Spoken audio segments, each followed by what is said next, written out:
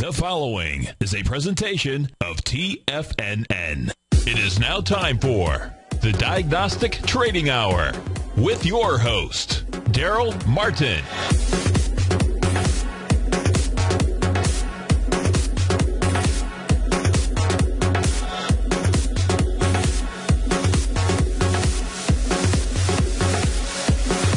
Now, Darrell Martin. All right, folks, welcome here to the Diagnostic Trading Hour here with Darrell Martin, and wanted to just again welcome everybody to the show. If you have any questions, feel free to give me a call. It's had a great hour there with Nico wrapping up some good healthy living tips, and go ahead and call in with any questions you got. 877-927-6648. Again, that's 877-927-6648.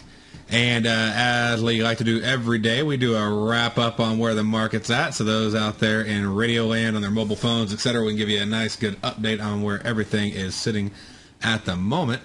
And what you can see is that if we go over and look at the Market Watch, we're going to work on getting this up on the screen for you. Right now, the text is so small you wouldn't be able to see it, but we are working on it. And that puts the S&P is currently up 6 points on the day right now. Sort of shot up in the morning and backed off, shot back up and backed off some more. We got the Russell up about 4.5. We got the NASDAQ basically flat on the day, up a point and a half right now. We got the Dow up 67 from yesterday's close. Looking on over and checking out the metals, we got copper is up down 0.013. And we got gold down 13.5 points on the day. So pretty big move on gold. Silver moving a lot, down basically 0.401, and that's a little over a 1% move on silver. So silver being really the winner of the day on the futures as far as moving so much. We got, looking over the energies, we got natural gas down 0.031, which is about a 1% move, so a pretty good move on natural gas. Not as much as silver, but still a big move. We got oil just down 5 cents on the day. Walking on over and checking out the ags. We got corn actually making a pretty big move down for the day. It is down $9, which actually just now put that as the leader in the movers. So that is a 1.19% drop on the day so far. And we got soybeans down, or actually soybeans are up. So corn's down and soybeans are up. 8 points on the day right now. How about a 0.5% move? And then we want to walk over and check out our currency, see where the currencies are sitting at right now. And as we're walking around the world here, we got the euro dollar up 40 pips. We got the Aussie dollar down 28 pips. We got the pound dollar down 9. The U.S. franc down 29. The U.S. Canadian is down 42 on yesterday's close, but it has been pulling up since it hit that low. And we got the U.S. yen going up 24 pips right now. So that's our quick market watch wrap summary. And then next thing we like to do every day on the Diagnostic Trading Hour is just look at the fundamental government news announcements that have been coming out, what's been going on, and how has that or could that affect you. So what we had overnight is we had a few things. We had the currency reserves come out of Switzerland. So, that caused a little bit of movement there. And we can check out the U.S. franc and sort of walk through that real quick. And you can see when the currency reserve number came out this morning, pretty much along with everything else, it dropped. But it, didn't have a massive impact on it. The big impact, of course, was the news announcement we'll be talking about here in a minute. And then Bank of Japan, of course, they had their press conference, and that had a little bit of impact on the yen, you could say there. So if you want to call that a little bit of an impact. But they had their press conference, it started moving up, and that just flew. So you can just see that gap, and those gaps are really scary if you're trading Forex spot. Not scary if you're trading 8X, so because your risk is always capped.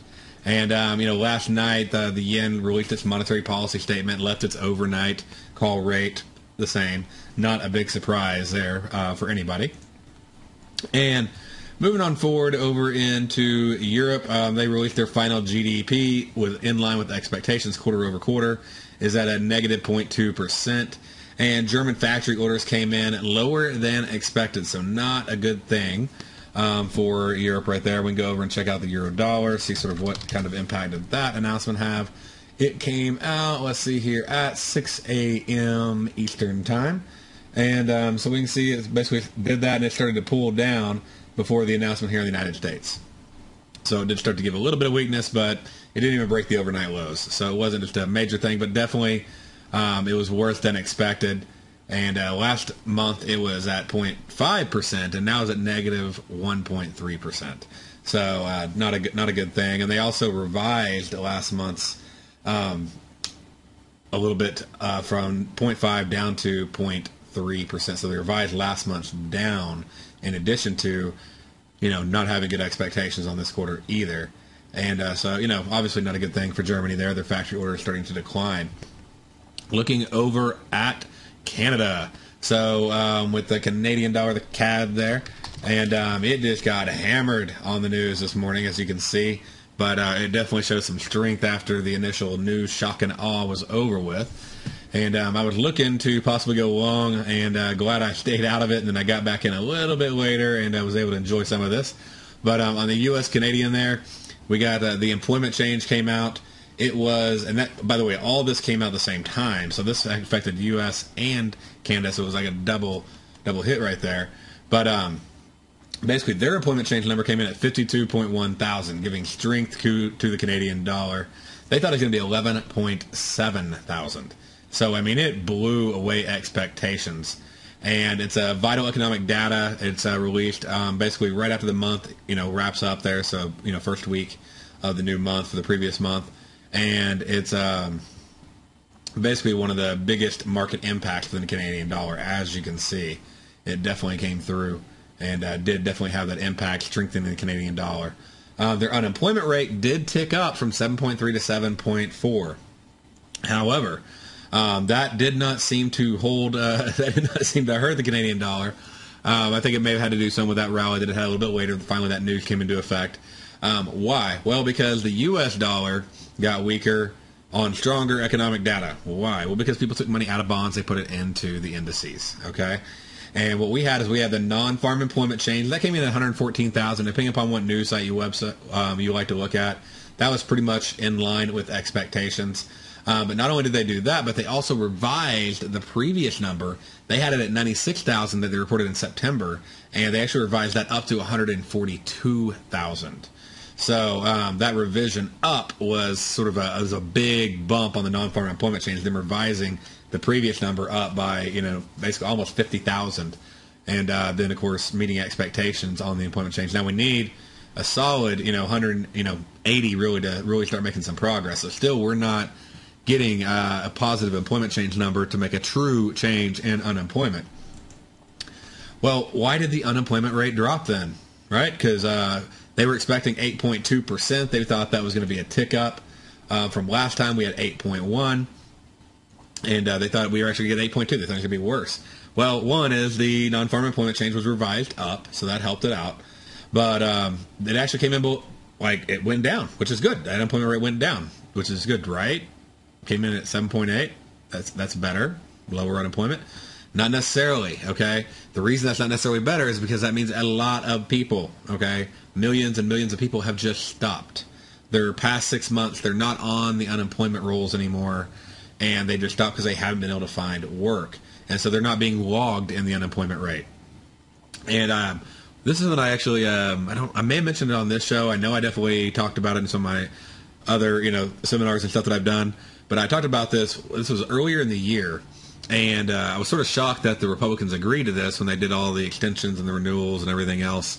And, all their last-minute little fiscal cliffs and all that stuff. And they agreed to let unemployment, basically be tightened up, to run out. And that was actually set to start taking effect in September, which we're seeing right now. And what it did is it cut off across the board, okay? It cut off the extension of the unemployment benefits. So people are limited, I don't know what it is, like 13 or 16 weeks or whatever. And by cutting that off across the board, it automatically cut off people filing. Therefore, it automatically dropped the unemployment rate. And I was really shocked when I wasn't shocked that they were trying to cut it off because, of course, Republicans are trying to reduce the deficit and reduce the entitlement spending and reduce unemployment claims. At the same time, that automatically made this number look better, because by everybody dropping off the report right before elections. I guarantee you, Obama and them are going to be seizing on hey, we've dropped this thing down to 7.8. And why is that such a big deal? Well, I mean, as you recall, we said, hey, if we spend these trillions of dollars, then it won't go above, 8. I don't know if you remember that one. But the last time we saw the number drop below 8% was, and it wasn't really dropping, it was rising. But the last time we saw the number even below 8% was back in February of 2009. And March it got revised down actually to 7.2. So I guess you could, or 7.6. So I guess you could say March of 2009 under the revised number. But that's the last time we saw it below 8%. And he was promising, hey, the number will not drop below this, et cetera, in April. Well, then March, April, boom, it blows above, okay? And, basically the following year, basically like 12 months right after they, announced their big initial bailout plan, it went above 8, went up to 10.2%, and then has steadily been dropping piece by piece until finally we just saw it actually drop below 8. And that's going to look really good for the Democratic Party in the elections. But the reality is it's not that unemployment is better, it's that less people are filing, which is fiscally better for the economic growth of the country in some ways. But, at the same time, QE is going to banks, which is going into, equity indexes, and it's not going into the money supply. At least unemployment money went into the money supply. And so it helped at least stimulate spending of some sort. There's good and there's bad to unemployment. There's a right way and a wrong way to do it. And when it's that big of a bureaucracy, it's hard to get it right. And at the same time, you don't want people falling through the gaps. You want to make sure people are taken care of to, get through those tough times. But anyways, the unemployment rate is not exactly what it looks like. And that's why we have not seen just an ecstatic rally on this number, dropping below that since, like I said, the first time since early 2009. Anyway, so that sort of wraps up the unemployment rate there, and that's pretty much the news for the day. We had average hourly earnings actually went up a little bit, so that's a good thing. And then Duke is actually talking right now, the FOMC member. He's doing a little speech, so who knows exactly what impact that's going to have on the market. But he's just speaking about a neighborhood stabilization at the Federal Reserve Bank, so whatever that is going to entail. And so, yeah, they love to get out there and do their speeches lately. We also have right here near the close, usually not a big market-moving event at all, but the Consumer Credit month-over-month report will be coming out 3 o'clock Eastern, 2 o'clock Central, and so about an hour before. And what that is it's correlated with the Consumer Spending and Confidence report, and it's the rising debt levels, and it's a sign that lenders feel more comfortable issuing loans and that consumers are more confident in their position to spend money. So, again, that's the Consumer Credit Report. Now, it's where that money is. Is that money in their mortgages? Is that money in their credit cards? Are they taking on more debt because they don't have a choice? Because they have to, take on debt to pay the bills? So there's a lot that goes into that number, but it's a very small impact number. And they're expecting it actually to go a lot higher this time around than it was last time. There, folks. We'll be back right after this break.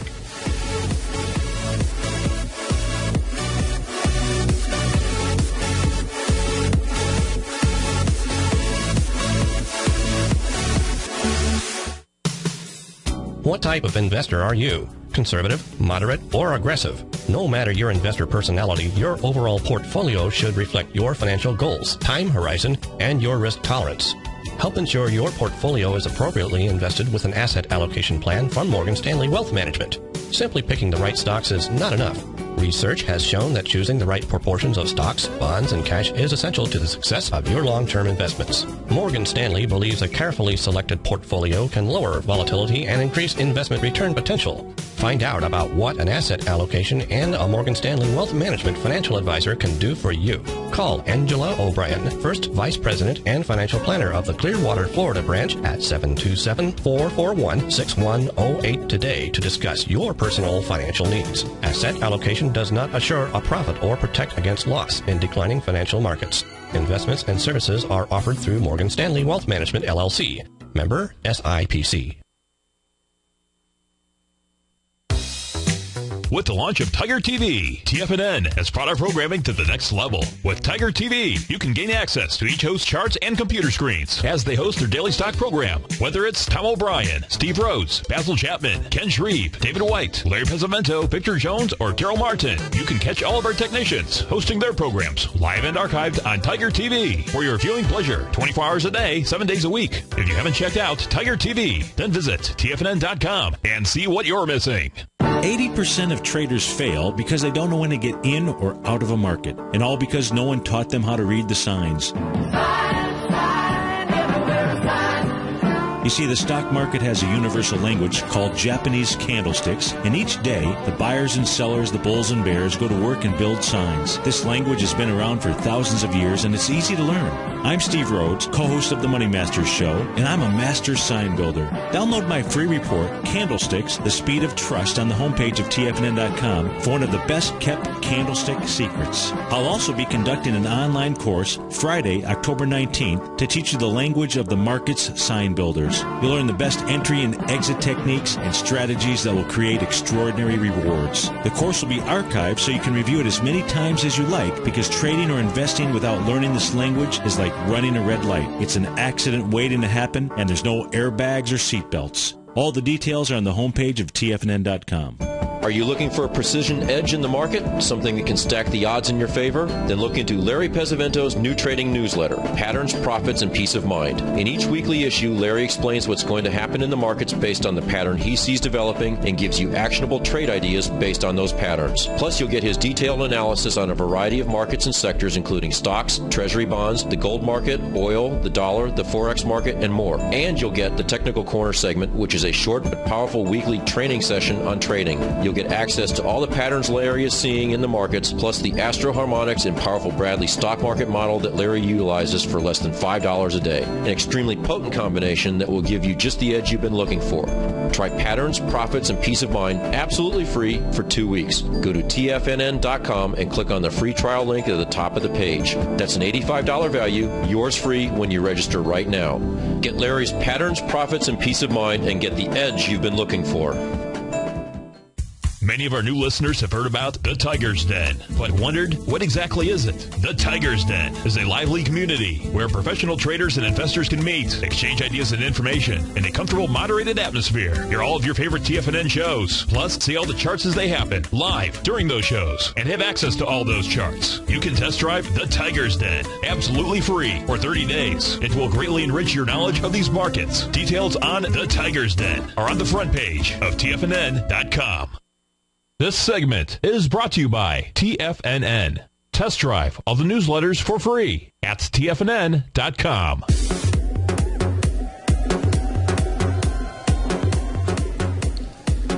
All right, folks, welcome back into the Diagnostic Trading Hour. And just going over some of the stuff, I was looking actually at the FOMC speech, and basically what he was talking about was all the vacant housing that's throughout the country. And he goes into the long-term vacancies and everything else, and you can find that over on the FederalReserve.gov website in more detail under the news events, press releases, and the most recent speech, testimony and speeches, actually. So news and events and testimony and speeches. And you can find that over there. So that's what he was going into. And, want to go ahead and take a look at next week and what is coming up that you should be on the lookout for on the fundamental side of your economic reports that will be affecting your trades. So, next week, going to be the 7th, October 7th here. And let's see what we got going on. All right, let's see. Japan's going to have a bank holiday on Sunday. So just be aware of that. If you're a U.S. yen trader, that'll slow down the trading there on the U.S. yen. And then looks like we're going to have several other things going on as well. We'll have, we got an unemployment rate coming out of Switzerland. That's not expected to be really that big of a deal right there. And then, of course, Monday, which you ought to be aware, of course, if you're a trader, we're going to be having a couple different holidays going on. Shouldn't affect everything too much, but really, basically, we should see very little liquidity in the limited hours of trading, and that'll be Columbus Day. So the banks are going to be closed down, and over in Canada, they're also going to have Thanksgiving Day in Canada.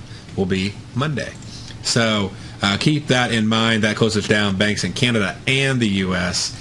And so, of course, that's just, not necessarily your ideal trading times. Anytime that you are looking at trading, you want to make sure that you're aware of, any kind of holidays that exist in any global markets that may affect you. And there's a lot of good calendars out there, and we're actually going to integrate a couple into our Diagnostic TFNN site area as well that we're working on. So that way you have easy access to calendars, economic reports, knowing when these things are going to come up. And let's see here. I was trying to check in to see a couple other things. The markets mostly will be open, but it's just because they're open doesn't mean it's always the best time. So just be very, very careful. Let's see here. And I wanted to see what else is going on next week. We got the Tuesday. What do we got going? Okay, we got Draghi is going to be speaking on Tuesday, early in the morning, 3:30 Eastern time. So anytime he speaks, the euro moves. He's sort of like he's basically the Bernanke over there. And so we got him going on. And then we got we got manufacturing production going to happen with the British pound on Tuesday morning, 4:30 Eastern time. And that's a big leading indicator of economic health. And it's basically the production, right? So manufacturing production. So production reacts very quickly to any ups or downs in any business cycles. And so that'll have a big impact on the pound dollar. And then, that's pretty much, there's not a whole lot more going on that's major on Tuesday. On Wednesday, we're going to have the, Aussie employment change and unemployment rate will be going on Wednesday evening at 8:30. So any Aussie dollar traders out there, keep that one on your roster, 8:30 at night. So those who like to trade at night, trade part-time, there's a trade set up for you, okay? Hop on Nadex. You can watch it. You can trade it. You can straddle it with binaries or spreads. So there's a lot of different ways you can trade the Aussie dollar. And the safest way around news, of course, is with Nadex, because at least you cannot get whipsawed out of your trade. And then that's our Wednesday, except for the G7 meetings are going to be starting up. And it's not really, the G7 is not an institution. It's not a big government body. It's just the big boys that make the big decisions, okay? And it's the central bankers from Canada, Italy, France, Germany, Japan, the United Kingdom, and the U.S. Again, G7 is the central bankers from Canada, Italy, France, Germany, Japan, the UK, and the U.S. And they don't open it up to the talks, or to the press, but they do come out and they do have little press conferences in between their meetings. So they'll go in, and what they'll do is, have that report. They'll do reports throughout the day, and then they'll have a formal statement that'll come out that'll talk about their objectives and, things that they look at doing in the future. So to be where those are going to start, they're basically going to be going all day, starting on Wednesday. And then we'll hop on over. That's really our Wednesday right there. We got Aussie unemployment rate, and we got that. And then hopping over to Thursday, it's a pretty quiet week after everything we've had going on. So on Thursday, then we got a couple other things going on. Euro dollar is just getting hammered right now, by the way. And so that's a good thing, because I have a short euro dollar on. So right there, just go ahead and bring that up and interrupt. So stay right there, folks. We'll be back here in a moment.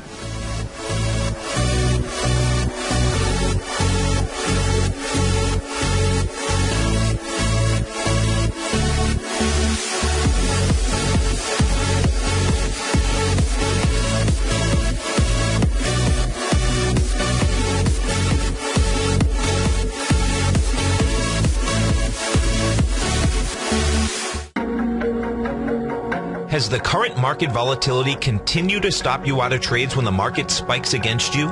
Now is the perfect time to open up an account with Nadex. Nadex, the North American Derivatives Exchange, is a brand new, completely regulated Chicago-based exchange, and unlike most other exchanges, Nadex allows you to trade directly through them with direct market access when using their completely free trading platform, which also features real-time charts and full customization capability. One of the advantages of trading with Nadex in volatile markets is that your risk is always capped and you have the ability of keeping your trades open even when the market spikes against you. Nadex is completely brand new with a line of unique trading products that are unavailable anywhere else. See how it works at nadex.com. That's NADEX.com.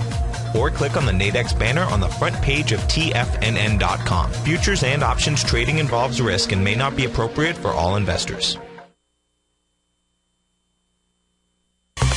You've heard Tom O'Brien on the air, and you've seen him on Tiger TV, as well as being featured as a regular CNBC guest and contributor, and now you can have access to his expert trading advice each morning through his daily trading newsletter, Market Insights. Tom O'Brien's daily newsletter, Market Insights, gives traders, investors, and money managers a thorough strategy for trading stocks, options, and indices every market day. Market Insights comes out each market day before 9:30 a.m. and provides traders with Tom's daily commentary, opinion, and specific trade recommendations on the markets. Using advanced Fibonacci methods, volume indicators, Gartley patterns, candlestick charting, gaps, and market timing, Market Insights will give you specific trade recommendations including entry, stop, and exit prices. The summer is over and traders are back. Get your 2-week free trial to Market Insights today by visiting the front page of TFNN.com.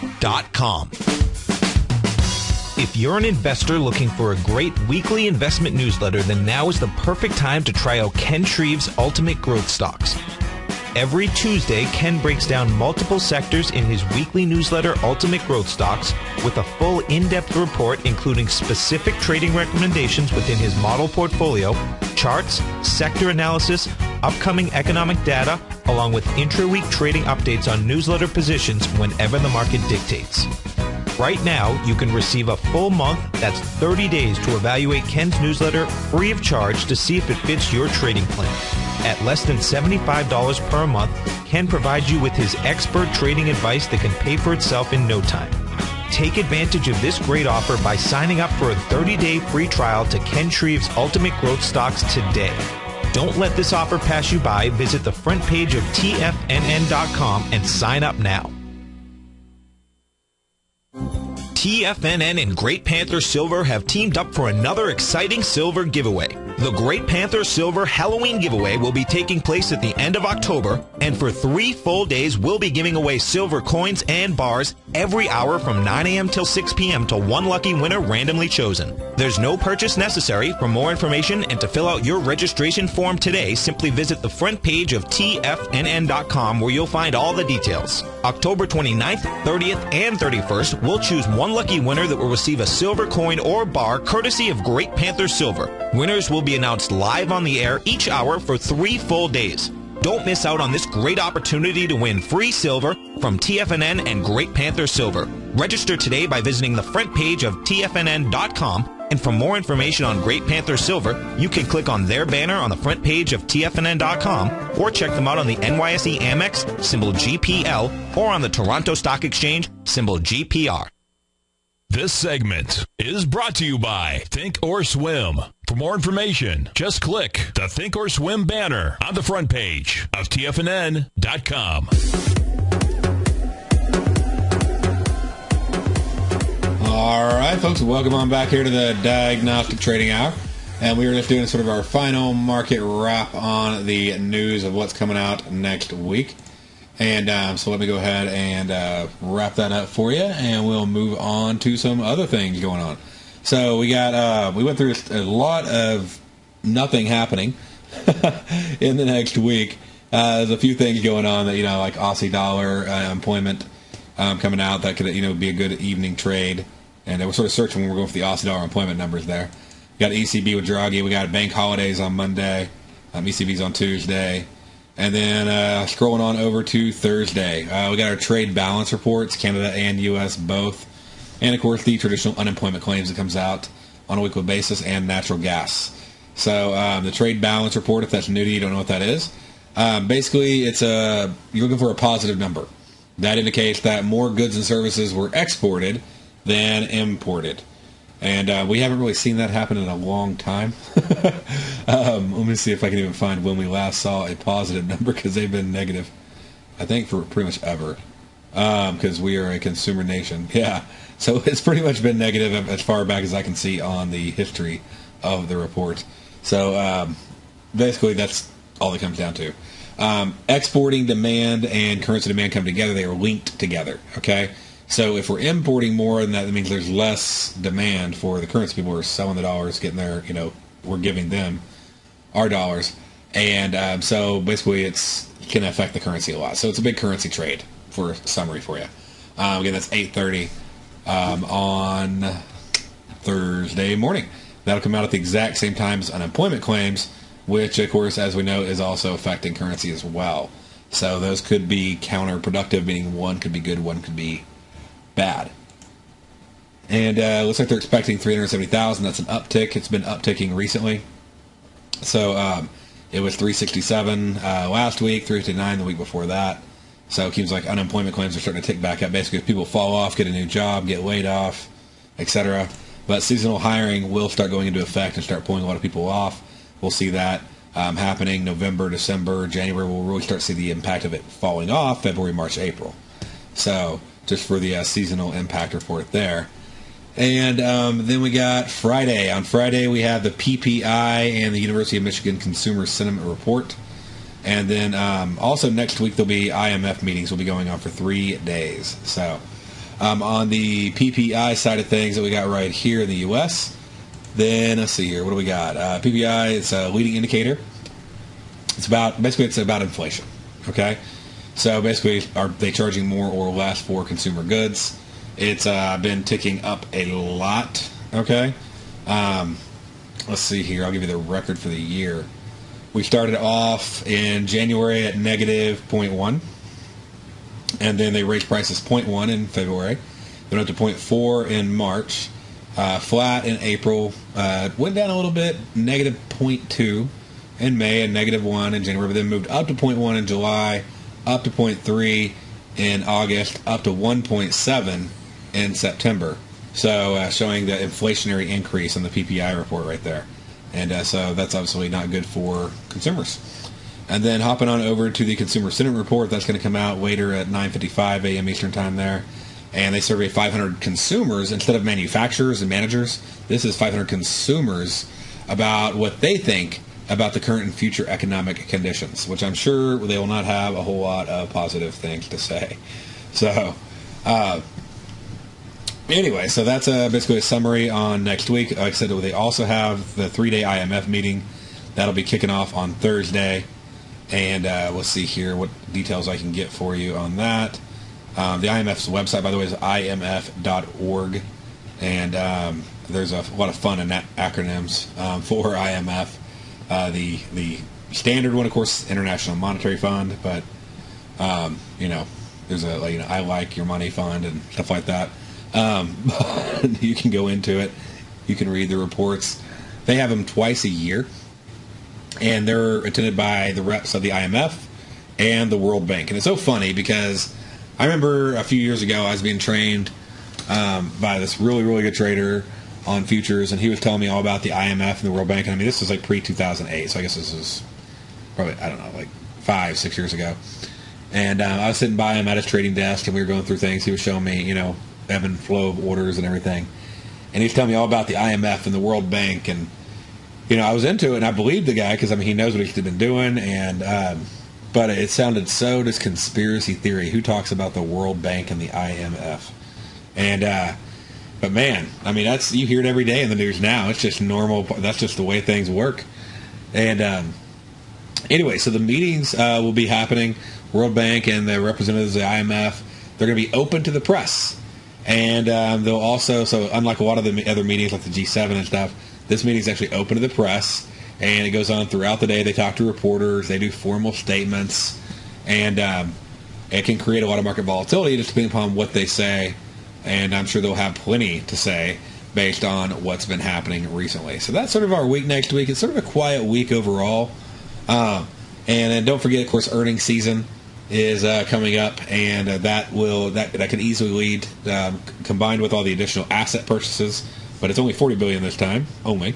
But combined with the additional asset purchases and the mutual funds trying to load in, now they already loaded in a lot pre to QE3, and they haven't really unloaded a lot. Okay, so I don't know how. I haven't read the latest percentage of capital that's already committed into the market, but usually that requires a lot of that basically comes with a lot of additional capital being flowing in from the mutual fund managers, increasing their percentage share of shares in the market. And we usually see a seasonal cycle starting to take off here in the next week or two. So, but I'll keep an eye on that for you. I'll let you know what's going on with that. But right now, still didn't break the high today. So, we thought there was a potential for that. And there's some interesting charts that, we can pull up, we can look at different times. But right now it looks just like it did back in 07. And it bumped the high, and then it bumped it one more time, and then right after that it was game over. And the charts for this year basically look like the exact same time frame. And I'll have to pull that up during one of the breaks if I can find that chart for you. And right now, what I like to do after I go through the fundamentals, and we do a few trade setups we did this morning, looking at euro dollar short right now. And we're hoping it'll get down to about 30.20 or so. If it doesn't, we can always close out on that trade. It is positive and profitable right now. And so that's one of the trades that we can take advantage of at the moment. But if it does go down, we were talking a pretty good $450 reward, I think, on a $35 risk on the trade that we put in this morning. If the euro dollar will get down to 30.20. And we got another hour and 20 minutes for it to do so. It has been pushing down. And hop on over, I guess I can look at the futures market. And so I can see some volume, see if we're getting any kind of increased volume. They definitely did some profit taking right there. They're slowing down, not really doing a pullback, so I don't know. We'll just have to keep our eye on it. One of the good rules, of course, is always take off half at double. And so we definitely have hit double a couple times now on that trade. And so you may want to have taken off half already. If you were following along in that trade, we went short. I think we sold it for $93 and $93.50, and on the binary there. And that was basically the euro dollar will be greater than 30.20 at 2 o'clock, and we said false on the daily strike there. And right now it's trading right around between 80 and 85, 83, 82. So it keeps dropping pretty fast. Every tick down, it seems like it's dropping another dollar. Right now it's at $80, $79. So here's the chart on that binary, and we sold it this morning right over here. And you can see how on that trade it pulled up on us. We sold it like right around 93, so it was right in here that we sold it. It sort of went flat, and then now it's been pushing down pretty steady. So if that keeps going, then we'll have a good solid trade on the euro dollar. So we're writing that one down right now. And then we got a couple other things that we can do. Yeah, one of the traders just posted in there like, hey, I can remove one and let the other two ride. So you can definitely do that. But it's moving fast and furious, and we don't need that much more movement. We can have a nice trade on the euro dollar right there. And let's see, U.S. Canadian. I'm sure if the euro dollar is going down, U.S. Canadian still going up. So that trade's working out really well. And the NQ, the Nikkei, or not the Nikkei, Nikkei. But the NASDAQ was, it flew up, it flew down, it actually filled in its gap. So the other ones, I want to say, have not yet filled in their gap. We go over and look at S&P, hasn't filled it in. Dow's not filled it in. Russell has not yet filled it in. But the NASDAQ definitely knocked in there and just demolished that gap. And Apple really has been drug it down, if you can see right here. Just this huge decline in Apple today. So that's not huge, but still $10 is still a big move, no matter which way you look at it. And now let's go ahead and let's check out our diagnostic deviation levels. So I'll pull that up right here and go into the diagnostic deviation levels and pull up today's levels. And we'll go in and see sort of where everything is sitting at. I'll pull up the charts as I read off the numbers for you. Okay? So what do we got? Well, let's start off with the S&P and where everything's sitting at on the highs and the low side of the S&P.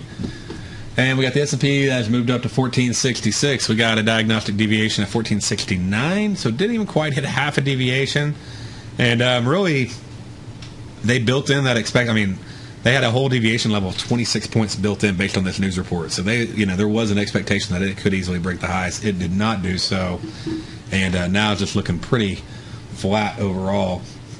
If I look at the live number now, they really haven't even changed that number too much. So even looking at the implied volatility now, and so pretty flat on the S&P overall. And then looking at the Russell as far as deviation levels on that, had to move up to 852.1, 852.15. So you can see right here. Let's see if we can zoom that in even more for you. 852.15, that was a half a deviation move on the Russell. It basically hit that to the tick, because it had to go 0.2, so it actually to the tick, hit that level, and then fell on back down, and is almost filled in. Let's see, 841.5. This would be yesterday's close, really. So if it went back down to 841.5, that'd not only be a gap fill, it'd also be a half deviation move back. So surprisingly, not a massive deviation move on a massive, news announcement day. And shows that 7.8 was not everything. I guess people thought it was cracked up to be to begin with. And they went in, and I'm sure a lot of people came in the morning and just bought, and then bam, they sold them right off. So anyway, so we had that over here looking at the NASDAQ, 2840.75. I thought we'd probably see a rally after 11 o'clock, maybe a little bit, but this thing just keeps pushing down. And looks like NASDAQ has filled in this gap. So on NASDAQ there, 2840.75. That was a move, not even to a deviation level. What about the downside? 2814. Nope, not even a half deviation. So NASDAQ really just staying a very range bound on the day. It was not that impressed or even that extremely disappointed on the news. And looking over at the Dow, up to 13,599. So 13,599 put us like 11 points away from a half deviation move up, and it's moving on down now. So really the only one that even really hit a half deviation move was the Russell, and it fell on down from that level. All the others didn't even get to their half deviation levels. And going over and checking out the metals. So on the metal side of things, looking right here, we got copper made a move up to 3.8103. And not a half move up, and it's down to 3.765, not a half move down. So basically, just your typical Friday. Not a whole lot going on. Gold did have some moves, of course, since we saw right there. It went up to 1798, which was just barely above the high. So obviously, we didn't expect any kind of big deviation move on that. But then look at this drop on the news, just bam, bam, bam, bam, bam. So flew all the way down, and you're just talking a massive drop down to 1774. And a deviation move on that was actually expected. 1778 was half a deviation. So you can see it sort of actually just stopped at that right there. It went down, it spiked it, went back up, came back down, hit it again, and it's sort of, leveling off at that level. That's a half deviation. And so I'll show you that over here. We got gold, and we got a half deviation right here. 1778.3, half deviation on gold. And so it's basically at its half deviation level right now. And let's see, going ahead and checking out silver. On silver, again, same thing, just that massive spike. And saw it just drop so far. Went all the way down to 34.313. But as far as the volatility built into the market, that actually wasn't even a half deviation drop. Even as fast and as big and furious as that spike looks like, it wasn't that big of a move as far in comparison to what they expected. They expected a move like that. That was built into the underlying options markets. There's a lot of option premium built into options this morning. And then going into natural gas and checking that out and where it's sitting at right now. It's it's moving down. It's moving down with a vengeance. It's moving down strong. Right now it's moving down and pushing down. And we're seeing it down here at 3.34. And we'll wrap up with the rest of them, but 3.34 is almost a half deviation. 3.32 will be a half deviation, so we're just a couple of ticks off of that. And so I'd definitely be tightening some stops right now. Stay right there. We'll be right back after this break.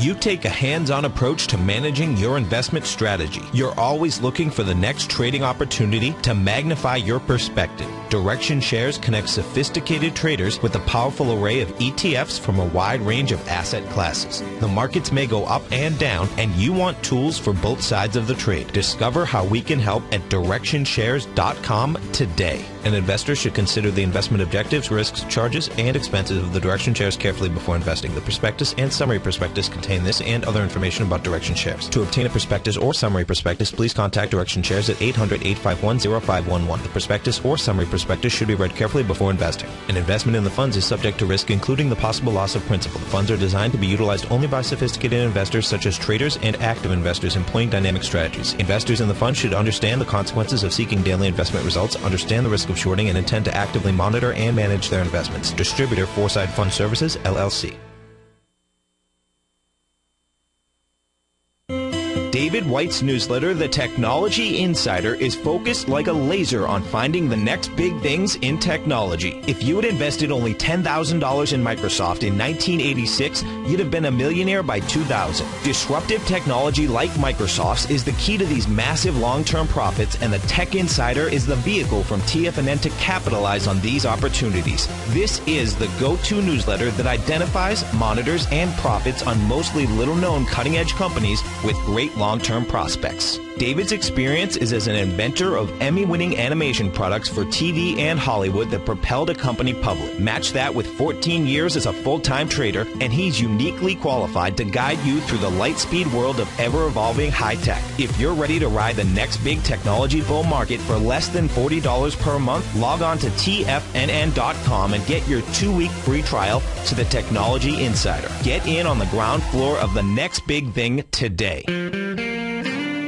Recently, Basil Chapman has had some outstanding trades in his newsletter, The Opening Call. Each morning by 9 a.m., Basil uploads his newsletter to the TFNN servers so that his subscribers can access his expert trading advice. Basil gives his take on the direction of key indices and updates any active trades that his subscribers are currently in. Just recently, Basil's subscribers closed out a short position in Chipotle Mexican Grill, CMG, for more than an $86 profit per share, over a 20% gain in just one position. If you'd like to check out Basil Chapman's newsletter, The Opening Call, then visit the front page of TFNN.com and click Trading Newsletters. There you'll find Basil's newsletter, The Opening Call, where you can request a free sample copy. Also, don't miss Basil's program, The Tiger Technicians Hour, Monday, Wednesday, and Friday, 11 a.m. Eastern, on TFNN. In just December of last year, the price of gold was down over 10%. In today's highly volatile gold market, you need someone in your corner that understands the complex relationships that exist within the price of gold, as well as within a variety of gold equities. Whether it's the South African gold miners and knowing how the Rand-dollar relationship will affect their bottom line, or understanding how John Paulson's $5 billion trade in the GLD can move the market, Tom O'Brien gives you the direction you need to become a better trader each week in his newsletter, The Gold Report. With over 20 individual equities covered and almost another 20 on the potential watch list each week, in addition to covering the XAU, HUI, GLD, and dollar, The Gold Report is a great source for any trader that is looking to be diversified in today's volatile gold market. For your 30-day free trial to Tom O'Brien's Gold Report, log on to TFNN.com today. Don't miss out on this great offer. Act now. Join David White as he keeps you up to date on the latest tech stocks while he uses his Power Law Vector Indicator to identify the best trades. The Power Trading Hour, next on TFNN.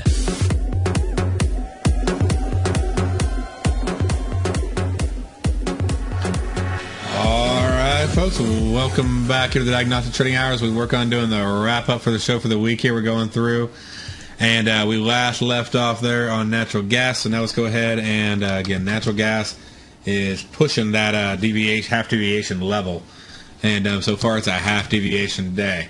So, and looking over at oil we thought was going to have a little bit of a rally at this point, but it did not. It decided right here when it started flattening out, we thought maybe it might pull back up, but it just pushed on down.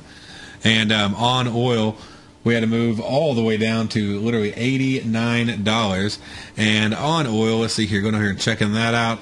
$89, let's see, $89.21 is 0.7 deviation, and then $88.14 would be a full deviation. So we definitely hit that $89.21. You can see how it flattened out right there at that 0.7 deviation level. And then up here at 0.5, that's what we saw earlier when we were thinking, hey, maybe it'll bounce off a bit. It did not.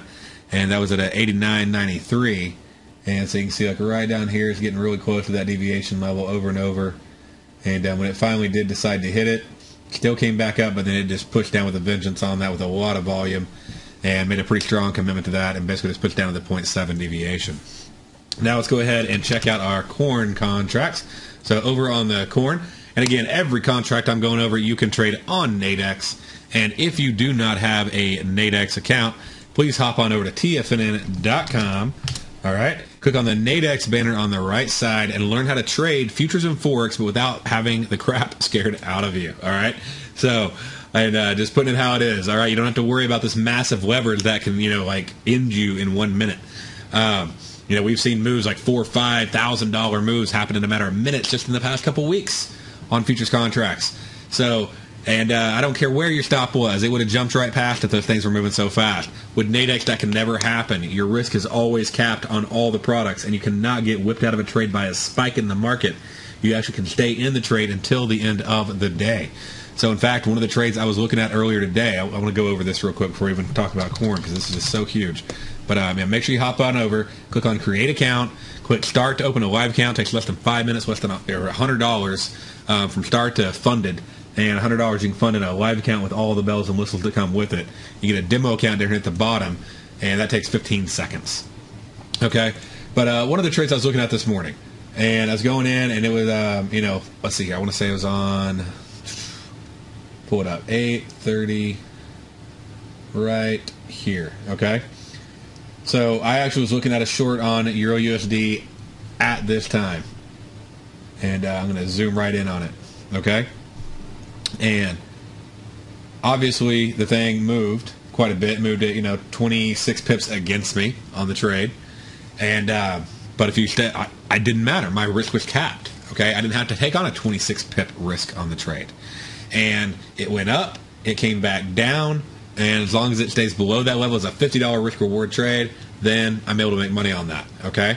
So I wouldn't worry about it going against me. I had time to be right. Whereas if you were short the FX at that point, you probably would have got out. The thing looks like it's just taken off. And it was. I mean, it flew up pretty fast. But now it's done a pretty big pullback. So we'll see if it keeps that down. You can close that trade out now. Whatever you want to do. I looked at getting in again around 10 o'clock over here, and I'm shorting again, so adding to that position, and Central Time. But you can go in, and you don't have to worry about these spikes in the market kicking you out of trades anymore. Same trader, same trade, both guys short. One guy stopped out, one guy's not. One guy wins, one guy loses. Not that you're always going to win because you're on Nadex, but you're not going to get stopped out of the trade like the other guy did. You still have time to be right. So make sure you check that out, and I hope everybody has a great day, a great weekend, and I will be talking to you on Monday here in the Diagnostic Trading Hour from 1 to 2 o'clock. Stay tuned. We got a lot more coming for you.